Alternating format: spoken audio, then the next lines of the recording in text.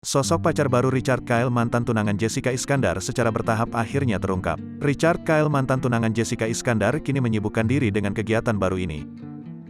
Bule asal Australia itu sempat bertunangan dengan Jessica Iskandar. Diketahui, kala itu Jessica Iskandar menjalin hubungan serius dengan Richard Kyle.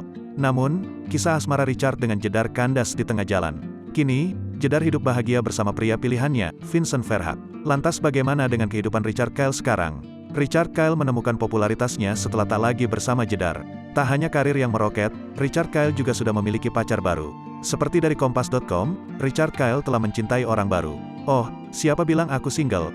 kata Kyle saat ditemui di kawasan Tendean, Jakarta Selatan, Jumat tanggal 21 Januari tahun 2022. Richard Kyle merahasiakan hubungan ini karena ingin lebih mengenal pasangannya lebih dalam. "Kemungkinan kalau aku jujur, aku percaya kalau kita bisa kayak lebih fokus ke pribadi masing-masing, dan kemungkinan itu lebih membuka diri. Mungkin sesuatu kayak gitu," kata Richard Kyle. Richard Kyle memiliki alasan khusus hubungan kali ini tak diumbar ke media sosial.